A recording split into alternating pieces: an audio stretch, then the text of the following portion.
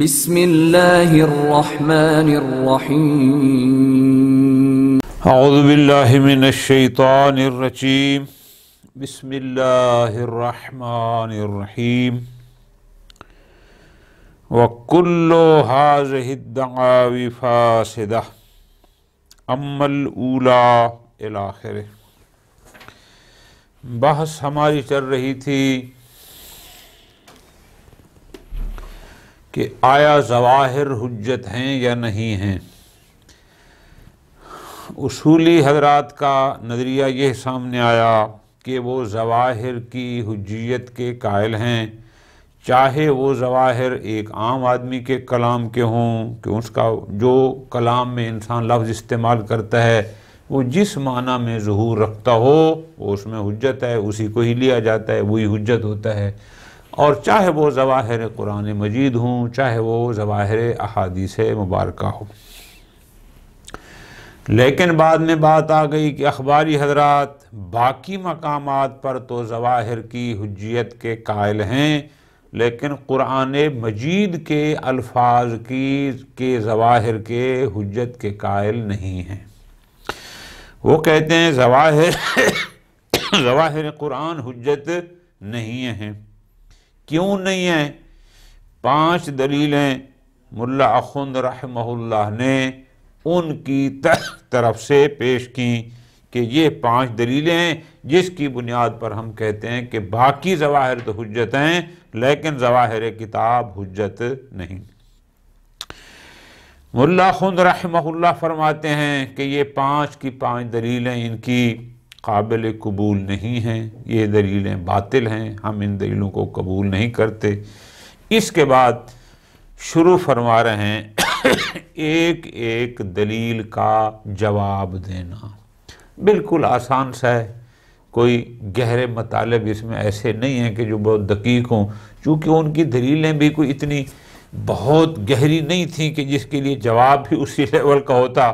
ایک سادہ سمپل سی پہلی دلیل ان کی کیا تھی؟ وہ یہ تھی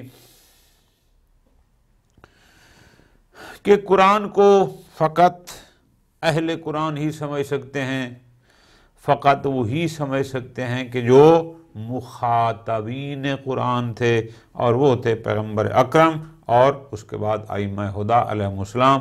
ہم لوگ سمجھ ہی نہیں سکتے، یہ بات کی تھی۔ پھر انہوں نے آگے کہا کہ اسی وجہ سے آپ دیکھیں کہ امام نے ابو حنیفہ کو اور قتادہ کو اور قرآن سے استنباط کے ذریعے فتاویٰ جاری کرنے سے منع فرمایا تھا۔ آخر بالکل سادہ سا جواب دیا۔ جناب اخند نے فرماتے ہیں جو بات آپ نے کی کہ قرآن کی معرفت اور فہم فقط اہل قرآن اور من خوطب بہ جو اس کے مصداق ہیں وہی ہیں، ہم نے کب اس کا انکار کیا ہے؟ ہم بھی آپ کے ساتھ ہیں، ہم بھی یہی کہتے ہیں کہ قرآن مجید کو کما حق ہو فقط محمد و آل محمد ہی سمجھ سکتے ہیں، فقط راسخون فی العلم کا مصداق ہی سمجھ سکتے ہیں، انہی کو پتہ ہے۔ ہم اپنی سادہ زبان میں کہیں گے قرآن کو 100% واقعاً وہی سمجھ سکتے ہیں۔ اس میں ناسخ کیا ہے، منسوخ کیا ہے، محکم کیا ہے، متشابہ کیا ہے، عام کیا ہے، خاص کیا ہے، مطلق کیا ہے، فلاں فلاں، اس میں کوئی شک نہیں۔ کون سی آیت کہاں نازل ہوئی، کس وقت نازل ہوئی، کس بارے نازل ہوئی، کوئی شک نہیں کہ کما حق ہو وہی سمجھ سکتے ہیں۔ ہم نے کب کہا ہے کہ ہم لوگ قرآن مجید کو 100% کما حق کو سمجھ سکتے ہیں؟ ہمارا تو ایسا کوئی دعویٰ ہی نہیں ہے۔ ہم کہہ رہے ہیں کہ قرآن مجید جس معنی میں ظہور رکھتا ہو ہم تو اس کی بات کر رہے ہیں کہ قرآن مجید میں ایک لفظ استعمال ہوا، وہ لفظ ایک معنی میں ظہور رکھتے ہیں اور ہم اس کی بات کر رہے ہیں۔ ہم ان غوامض قرآن کی تو بات ہی نہیں کر رہے۔ باقی جو آپ نے مثال دی کہ جناب امام نے ابو حنیفہ اور قتادہ کو روکا، بھائی جان ان کو اس لیے روکا ہے کہ وہاں روکنا بنتا تھا، بئی مانا کہ وہ قیاس سے کام لیتے تھے، وہ استحسان سے کام لیتے تھے، وہ اپنی مرضی کے مطابق استنباط کرتے تھے، یعنی قرآن کو اہل بیت سے نہیں لیتے تھے۔ ہم اصولی قطعاً ایسا نہیں کرتے، ہمارے سامنے جو بھی آیت مجیدہ آتی ہے سب سے پہلے ہم تلاش کرتے ہیں کہ ائمہ ہدی علیہ السلام نے اس آیت کی کیا تفسیر بیان فرمائی، اور اگر ان کی تفسیر اس لفظ کے معنی ظاہری کے خلاف ہو ہم وہاں ظہور کو نہیں لیتے، ہم اس تفسیر کو لیتے ہیں جو ائمہ ہدی علیہ السلام نے کی ہو۔ ہم یہ بات کر رہے ہیں، ہاں اگر ہمیں کہیں پر ائمہ علیہ السلام کی طرف سے اس لفظ کے معنی ظاہر کے خلاف کوئی مطلب نہ ملا، ہم اس وقت اس کے ظاہری معنی مراد لیتے ہیں، اور اس میں کوئی حرج بھی نہیں ہے۔ ٹھیک ہو گیا جی؟ ایک بات ہوگی، ابو حنیفہ کیوں روکا؟ اس لیے روکا کہ وہ قرآن سے اپنی مرضی کا مطلب لیتے تھے، بے ایمانہ کہ وہ قیاس کے قائل ہیں، وہ استحسان کے قائل ہیں، ہم ان چیزوں قائل نہیں ہیں۔ وہ قرآن سے مطالب کو سمجھنا اہل بیت سے نہیں لیتے، ہم وہاں سے لیتے ہیں۔ اور تیسری بات یہ ہے کہ اگر قرآن مخصوص ہوتا فقط اہل قرآن یعنی منخوط بہ کے مصداق کے لیے، تو پھر ہمیں کیوں روایات میں حکم دیا گیا کہ تم کتاب کی طرف رجوع کرو؟ جب ہم کتاب کو سمجھ ہی نہیں سکتے، ہمیں کتاب کی طرف رجوع کرنے کا پھر حکم کیوں دیا جا رہا ہے؟ آپ نے کئی دفعہ پڑھا ہے، جو اصولی حضرات کتابیں پڑھتے ہیں کہ اگر دو حدیثیں آپس میں متعارض ہوں تو کیا فرماتے ہیں؟ تعارض کی صورت میں قرآن کے سامنے رکھو، جو مطابق قرآن ہے اس کو لے لو۔ اور بعض روایات میں تعارض سے ہٹ کر بھی آیا ہے کہ جو حدیث بھی ہماری طرف منسوب ہو کر تمہارے پاس ہے پہلے اس کو قرآن کی بارگاہ میں پیش کرو، اگر وہ موافق قرآن ہے تو ہمارا کلام ہے، وَإِلَّا فَلَا، کیوں؟ چونکہ ہم اہل بیت کبھی قرآن کے خلاف کہہ ہی نہیں سکتے۔ تو آپ کی جو پہلی دلیل ہے ہم نے اس کو 3 جوابات کے ساتھ رد کیا۔ پھر اس کے بعد دوسری دلیل بالکل آسان سے، میرا خیال کوشش کرتے ہیں کہ جتنا زیادہ پڑھ سکیں۔ اما الاولیٰ، جو آپ کا پہلا دعویٰ تھا، جو پہلی دلیل تھی، کون سی تھی؟ کہ قرآن تو فقط مخصوص ہے کس کے لیے؟ بما خوطبہ بہ کے لیے، کہ جو اس کے لیے جو مخاطبین حقیقی قرآن ہیں، جو اہل قرآن ہیں۔ یہ الفاظ ان کے یہ تھے کہ اما بدعوی اختصاص فہم القرآن و معرفتی بأہلہ و من خوطب بہ، یہ کہا تھا۔ ہم جواب دیتے ہیں، جواب ہمارا یہ ہے، فَإِنَّ الْمُرَادِ مِمَّا دَلَّ عَلَى اخْتِصَاصِ فَهْمِ الْقُرْآنِ وَمَعْرِفَتِهِ بِأَهْلِهِ، کہ وہ روایات جو کہتے ہیں کہ قرآن کو سمجھنا اور معرفت قرآن اہل قرآن کے ساتھ مختص ہے، یعنی فقط معصومین ہی قرآن کی معرفت رکھتے ہیں اور سمجھ سکتے ہیں، ان سے مراد کیا ہے؟ فَإِنَّ الْمُرَادَ مِمَّا دَلَّ، مراد ہے اختصاص فہمہ بتمامہ، یعنی قرآن مجید کو بتمامہ، جس کو ہم اپنی زبان میں آسان کہیں گے 100% سمجھنا، قرآن کی معرفت کما حقہ حاصل کرنا، اس میں کوئی شک نہیں کہ یہ مختص ہے اہل قرآن یعنی معصومین علیہ السلام کے ساتھ،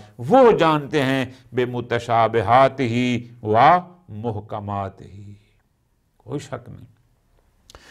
لیکن بداہتاً فیہ، لیکن اسی قرآن مجید میں ایسے فرامین بھی موجود ہیں کہ لا یختص بأہلہ، جو معصومین کے ساتھ مختص نہیں ہے. دیکھو نا جی، للہ علی الناس حج البیت بڑا واضح ہے. کتب علیکم السلام، کتب علیکم الصیام بڑا واضح ہے. احل اللہ البیع بڑا واضح ہے. اوفوا بالعقود. اب جو اس قسم کے ظواہر موجود ہیں یہ دوسرا آدمی بھی سمجھ سکتا ہے. ان کی فہم اور معرفت فقط معصومین کے ساتھ مختص نہیں ہے. کما لا یخفیٰ. یہ 2-3 آیات تو میں نے آپ کو سنا دی، اور بھی بہت ہیں. دوسرا پھر آپ نے ساتھ یہ بھی کہا کہ آئمہ نے ابو حنیفہ اور قتادہ کو روکا تھا کہ بھئی تم قرآن کے ذریعے کو سامنے رکھ کر اس سے استدلال نہ کرو، فتویٰ نہ دو. تو جواب وَرَّدُ أَبِي حنیفہ وَقَتَادَ عَنِ الْفَتْوَى بِ، جہاں تک امام کا روکنا تھا ابو حنیفہ اور قتادہ کو کہ تم قرآن سے استدلال کر کے فتویٰ نہ دو، پوری توجہ، وہ کیوں تھا؟ انما وہ اس لیے روکا تھا ہوا لِأَجْلِ الْإِسْتِقْلَالِ فِي الْفَتْوَى بِالرُّجُوعِ إِلَيْهِ مِن دُونِ مُرَاجَعَةِ أَهْلِهِ.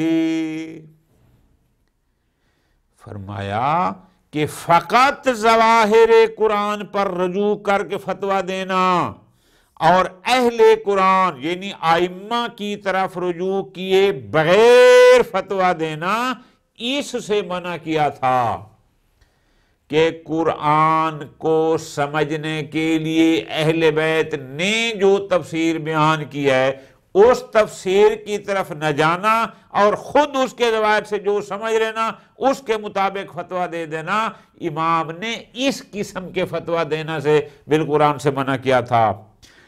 لا عن الاستدلال بہ بظاہرہ مطلقا، نہ کہ امام نے یہ فرمائے کہ کسی بھی صورت میں ظواہر قرآن سے استدلال نہیں کر سکتے مطلقا. کیا مطلب؟ یعنی ولو ما رجوع الی روایاتہم، حتیٰ کہ آئمہ خدا علیہ السلام کے فرمودات کی طرف رجوع کر کے بھی تم ظواہر پہ عمل نہیں کر سکتے، اصلاح نہیں کر سکتے. وَالْفَحْصَ مَا يُنَافِيهِ، اور ظاہر کتاب کے مخالف اگر کوئی فرمان امام کا موجود ہے اس کی تحقیق کے باوجود بھی تمہیں نہ ملا پھر بھی نہیں کر سکتے، اور تم فتویٰ والفتویٰ بہ یعنی فتویٰ بظاہر، ظاہر قرآن کے مطابق فتویٰ دینا، مال یأس عن الظفر بہ، جبکہ آپ نے منافی ظاہر کی تحقیق کی اور آپ اس تحقیق میں اس کو پانے میں کامیاب نہیں ہوئے، لیکن پھر بھی آپ ظاہر کے مطابق استدلال نہیں کر سکتے. لا، نہ اس سے تو امام نے قطعا نہیں روکا. ٹھیک ہے جی. ہم اصولی حضرات کیا کرتے ہیں؟ جب ہمارے سامنے ایک آیات الحکام میں سے ایک آیت مبارکہ آتی ہے، سب سے پہلے ہم اس آیت کی تفسیر کو تلاش کرتے ہیں آئمہ خدا علیہ السلام کی زبان مبارک سے. اور اگر کہیں پر کسی لفظ کا معنی یعنی کوئی لفظ کسی اور معنی میں ظہور رکھتا ہو لیکن تفسیر آئمہ میں وہ اس ظاہر کے خلاف ہو، ہم وہاں ظاہر سے استدلال نہیں کرتے، ہم اس کو قبول نہیں کرتے، پھر ہم اسی تفسیر امام کو لیتے ہیں. اور آگے فرماتے ہیں کیفا مراد کیا ہے؟ یعنی استفہام ہے. کیسے ہو سکتا ہے کہ اصلاً امام نے ظواہر قرآن سے عمل کرنے پر مطلقاً منع فرمایا ہو کہ بھئی تم ظواہر سے استدلال کر ہی نہیں سکتے، یہ بات قبول نہیں ہے، یہ ہو ہی نہیں سکتا. وجہ یہ ہے قد وقع فی غیر واحد من الروایات، خود روایات ایک نہیں کثیر روایات ہمارے پاس موجود ہیں کہ جس میں کیا ہے الارجاء الی الکتاب، جہاں کتاب کی طرف رجوع کا حکم ہے. میں نے گزارش کی ہے، حکم آیا کہ جو حدیث ہماری طرف منسوب تم تک پہنچے اس کو قرآن کے سامنے پیش کرو، اگر مطابق قرآن ہے تو ہمارا فرمان ہے وَإِلَّا فَلَا. دو حدیثیں متعارض آ گئیں، حکم آیا جو موافق قرآن ہے اس کو لے لو، تو بھائی خود انہوں نے حکم دیا ہے ارجاع الکتاب کا۔ والاستدلال بغیر واحد من آیاتہ، ایک نہیں کئی مقامات پر خود آیات مجیدہ کے ذریعے استدلال کیا ہے۔ تو جب استدلال کیا ہے، اب ہم کیسے کہیں گے کہ انہوں نے مطلق استدلال بے ظواہر قرآن سے رد فرمایا؟ نہ، ایسا نہیں ہے۔ دوسری دلیل آپ کی وہ کون سی تھی؟ وہ یہ تھی بے دعویٰ کہ لأجل احتوائہ علی مضامین شامخہ و مطالب غامضہ عالیہ لا یکاد تصل الیہا ایدی افکار اولی الانظار الی آخرہ، کہ قرآن مجید انتہائی دقیق اور باریک مطالب پر مشتمل ہے، ہر بندہ اس کو سمجھ ہی نہیں سکتا۔ تو ہمارا جواب یہ ہے، ہم نے کب کہا ہے کہ ہر بندہ قرآن مجید کے ان غوامض اور حقائق تک پہنچ سکتا ہے؟ ہم نے کب کہا ہے؟ ہم ظواہر کی بات کر رہے ہیں کہ کلام مجید میں ایک لفظ استعمال ہوا، وہ لفظ ایک معنی میں ظہور رکھتا ہے، اور اس ظہور کے خلاف کوئی فرمان امام علیہ السلام، فرمان معصوم بھی موجود نہیں ہے، ہم اس سے وہی معنی مراد لیتے ہیں۔ اب یہاں غوامض کی تو بات ہی نہیں ہے، ان دقائق کی کوئی بات ہی نہیں ہے۔ فرماتے ہیں وَأَمَّا الثَّانِيَةُ، دوسری دلیل کا جواب ہم یوں دیں گے، لِأَنَّ احتواءه علی المضامین العالیۃ الغامضہ، قرآن مجید کا ان دقیق مطالب پر مشتمل ہونا، اس کا کوئی انکار نہیں ہے کہ قرآن میں ایسے مطالب موجود ہیں جو بہت دقیق ہیں، ہر بندے کی فہم وہاں تک نہیں پہنچ سکتی، لیکن فرماتے ہیں لا یمنع عن فہم ظواہرہ، لیکن یہ اس سے معنی تو نہیں ہے کہ قرآن کے الفاظ اگر کسی معنی میں ظہور رکھتے ہوں اور وہ ظواہر متضمن ہوں احکام کو، کہ قرآن میں ایک آیت مجیدہ ہے، اس میں الفاظ ہیں اور وہ الفاظ ایک خاص معنی میں ظہور رکھتے ہیں، اب ہم اس پر کو بھی عمل نہ کریں۔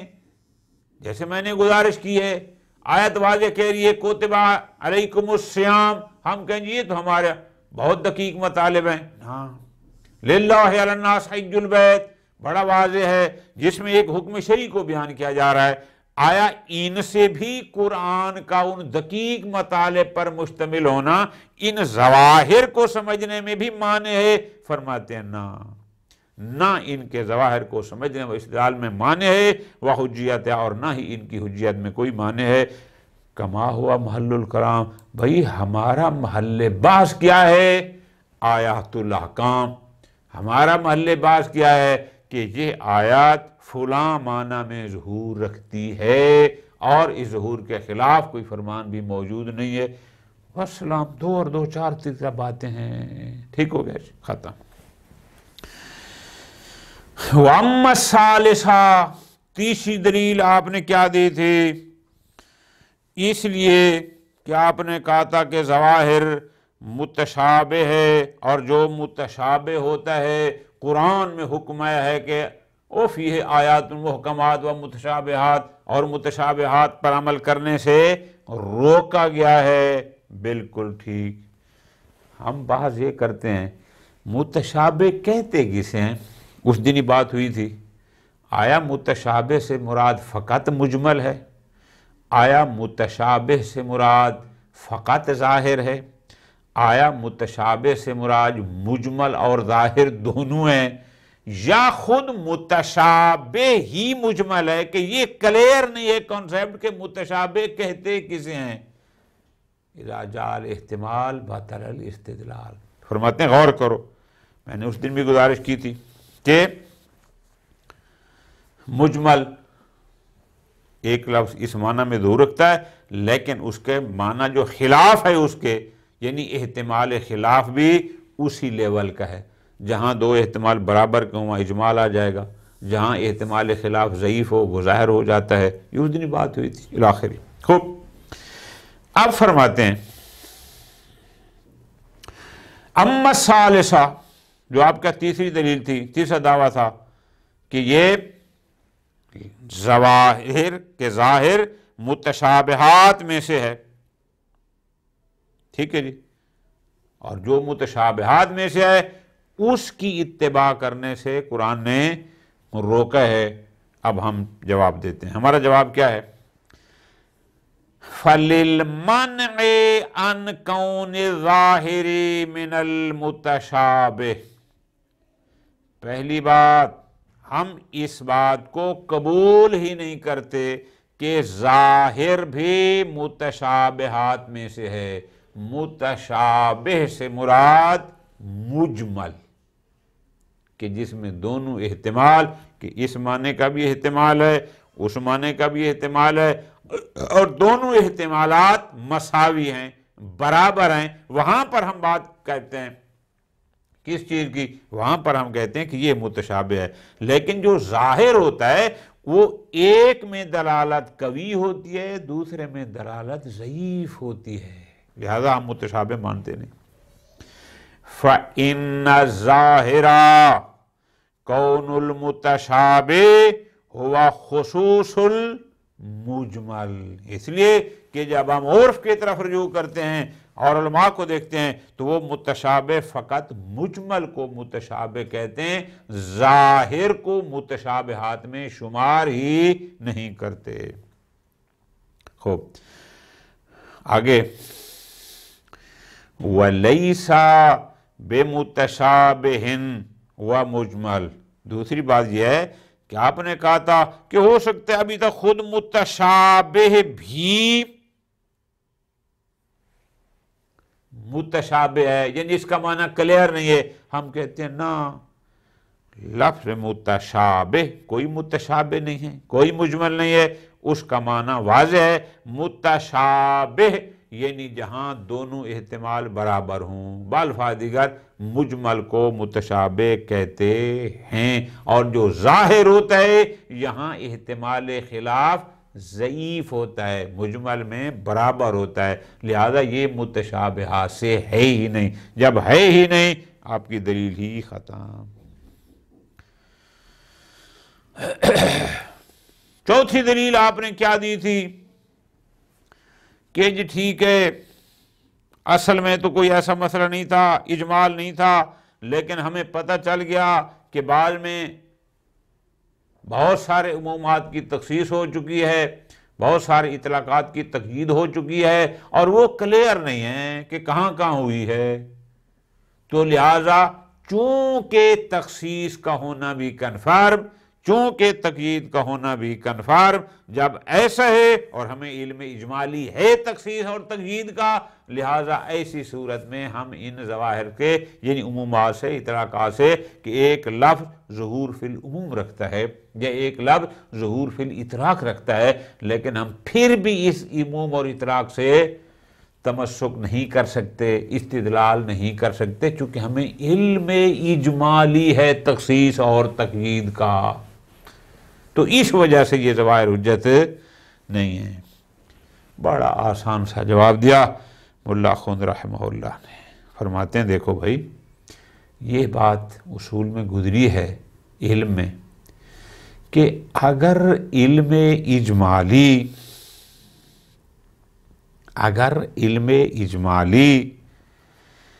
منحل بالعلم تفصیلی نہ ہو، اجمال ہی رہ جائے اور وہ تفصیل میں تبدیل نہ ہو، بالکل ٹھیک ہے، وہاں پر ہم اس کو احتیاط کرتے ہیں، وہاں پر ہم اس کی خلاف ورزی نہیں کرتے۔ لیکن جب علم اجمالی علم تفصیلی میں منحل ہو جائے، پھر ختم، پھر ہم علم تفصیلی کے مطابق عمل کرتے ہیں اور دوسرے کی اصلاً مخالفت جائز ہو جاتی ہے، چونکہ وہ پھر علم نہیں رہتا۔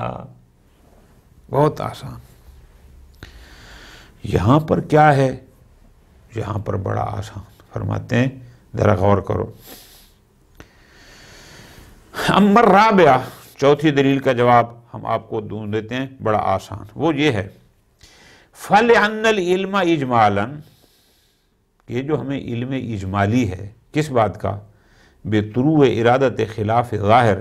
چونکہ ہمیں علم اجمی ہے کہ یہ لفظ تو اگرچہ عموم میں ظہور رکھتا ہے، لیکن چونکہ تخصیص کا ہمیں علم اجمالی ہے، تقیید کا ہمیں علم اجمالی ہے، حقیقت کے مقابل میں مجازیت کا بھی ہمیں علم اجمالی ہے، اور یہاں پر خلاف ظاہر کا ارادہ ممکن ہے، لہذا اس وجہ سے ہم ان ظواہر پر عمل نہیں کرتے. شیخ اعظم کا، شیخ اخند رحمہ اللہ کا مختصر اور جامع جواب اگر آپ تھوڑی توجہ کریں تو لطف آگا. کیا فرماتے ہیں؟ درست ہے ہمیں علم اجمالی ہے کہ عمومات کی تخصیص ہو چکی، اطلاقات کی تقیید ہو چکی، مجاز کا استعمال بھی ہوا، سب درست ہے. انما یوجب الاجمال فیما اذا لم ینحل، یہ اس صورت میں علم اجمالی رہے گا، مخالفت درست نہ ہوگی، اس کے ساتھ چلنا ہوگا اگر علم اجمالی منحل نہ ہو، ختم نہ ہو، یعنی ملحل بالعلم تفصیلی نہ ہو، اجمال ہی رہے، پھر بات آپ کی ٹھیک ہے. اچھا کیسے اذا لم ینحل، کیسے منحل ہوتا ہے؟ بالظفر فی الروایات، کہ ہم روایات کو تلاش کرنے میں ہمیں کامیابی مل جاتی ہے. کیا؟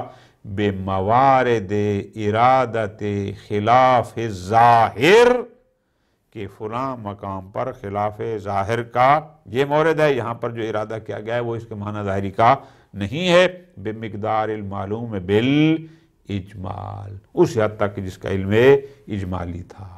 ٹھیک ہو گیا جی. اب ذرا توجہ کرو، یہ لفظ تھوڑے باریک تھے، ترجمہ آسان ہے. ترجمہ آپ مرادی ترجمہ یوں کریں، اگر علم اجمالی کبھی بھی منحل بعلم تفصیلی نہ ہو، آپ کی بات مان لیتے ہیں، ٹھیک ہے کہ ہو سکتا ہے اس امام سے عام سے خاص مراد ہو، لہذا ہمیں اس عام کو اس کے عموم پر والے معنی سے استدلال نہیں کرنا چاہیے. لیکن بھئی اگر ہمیں روایات میں فرامین ائمہ علیہ السلام میں جستجو اور تحقیق کرنے سے پتہ چل گیا کہ فلاں مقام پر تو اس لفظ کا یہ ظاہری معنی مراد نہیں لینا، اور اس کا علم ہو گیا، جب ہو گیا تو وہ ہو جائے گا علم تفصیلی. تو اس کا مطلب علم اجمالی منحل ہو گیا علم تفصیلی میں. جب علم تفصیلی میں منحل ہو گیا، اب جو باقی موارد رہ جائیں گے ہم اس کو کہیں گے کہ وہ شک بدوی ہے، وہاں سرے سے علم ہے ہی نہیں، یعنی وہاں علم اجمالی ہے ہی نہیں. جب علم اجمالی نہ رہا تو پھر رکاوٹ ختم ہو گئی، اس لیے کہ جن موارد کا ہمیں علم تفصیلی حاصل ہو گیا کہ یہاں معنی ظاہری مراد نہیں ہے، بسم اللہ آمنا وصدقنا، ہم ظاہر استدلال نہیں کریں گے، اور جن کے بارے میں روایات نہ مل سکیں وہاں پر ہم آسانی سے کہیں گے یہاں علم ہی نہیں ہے، شک بدوی ہے، وہاں پر کوئی مشکل ہمیں نہیں ہے، کوئی ہمیں رکاوٹ ہی نہیں ہے. دوسرا فرماتے ہیں مان دعوی اختصاص اطراف ہی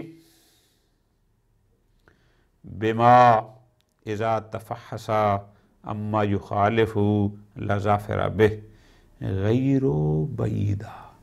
یہ بھی جواب ہے بڑا آسان سا.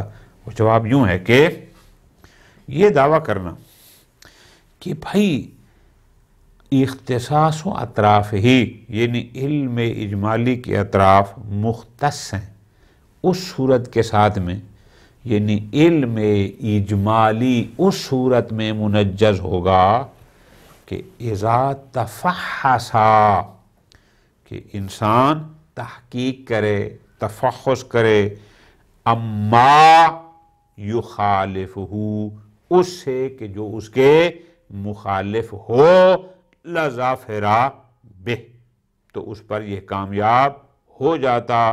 یہ دعویٰ کرنا بھی بعید نہیں ہے. پس نتیجہ کیا ہوا؟ اگر ہم نے تفحص کیا اور ہمیں اس ظاہر کے خلاف کوئی شے نہ مل سکی تو اس کا مطلب ہے وہاں پر وہ علم اجمالی سے خارج ہو جائے گا، نتیجہ یہ ہے کہ اس پر عمل کرنے میں کوئی حرج نہیں ہے۔ تو اس وقت تک وہ اجمال ہمارے لیے مشکلات پیدا کرے گا جب تک ہم نے تفحص نہیں کیا، تحقیق نہیں کی اور اس کے خلاف ہمیں کوئی شے ملی نہیں۔ جب ہم نے سب کچھ کر لیا اور ہمیں کچھ بھی نہ ملا اس ظاہر کے خلاف، تو اب یہاں پر وہ اجمال نہیں رہتا، وہ اصلاً علم اجمالی سے خارج ہو جاتا ہے۔ 4 جوابات ہو گئے، آگے 5واں جواب ہے، پھر درس زیادہ لمبا ہو جائے گا انشاءاللہ اگلے درس میں۔ وصلی اللہ علی محمد وآل محمد۔